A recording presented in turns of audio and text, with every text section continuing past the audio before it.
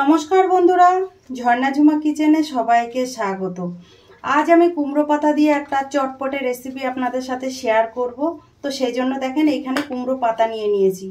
দেখেন কুমড়ো পাতাগুলো আমি ভালো করে পরিষ্কার করে ধুয়ে নিয়ে নিয়েছি।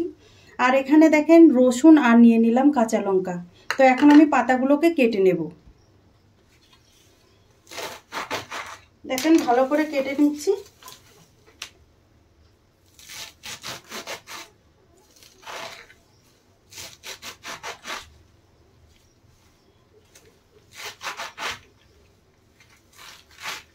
দেখেন কেটে নিলাম আমি।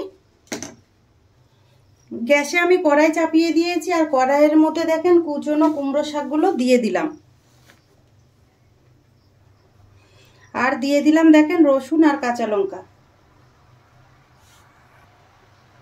টেস্ট হিসাবে নুন দিয়ে দিলাম।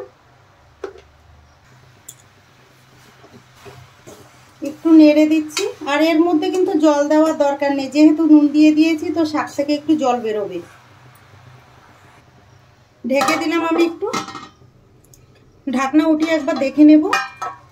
দেখেন শাক থেকে কতটা জল বেরিয়ে গেছে আর শাকও কিন্তু অনেক নরম হয়ে গেছে। দেখেন কুমড়ো শাক ভালোভাবে সেদ্ধ হয়ে গেছে। আর এখন আমি নামিয়ে নেব, দিয়ে এটাকে বেটে নেব। আপনারা চাইলে কিন্তু মিক্সিতেও পেস্ট করে নিতে পারেন, আর আমি এটা শিলনোড়ায় বেটে নেব। এখন আমি দেখেন শিলনোড়াটা নিয়ে নিলাম। এখন আমি দেখেন বেটে নিচ্ছি। আর এর মধ্যে কিন্তু একদম জল দেওয়ার দরকার নেই।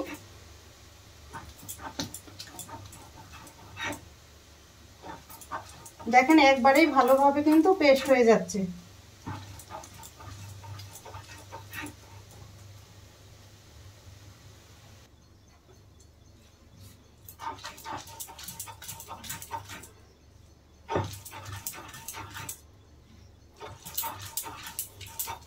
একদম মিহি করে কিন্তু বেটে নিতে হবে।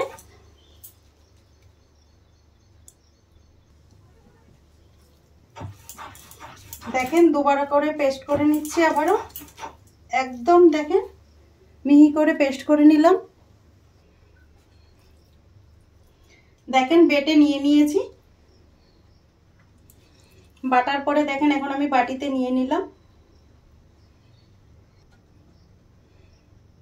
উপর থেকে দেখেন কিছুটা সর্ষের তেল আমি দিয়ে দিলাম।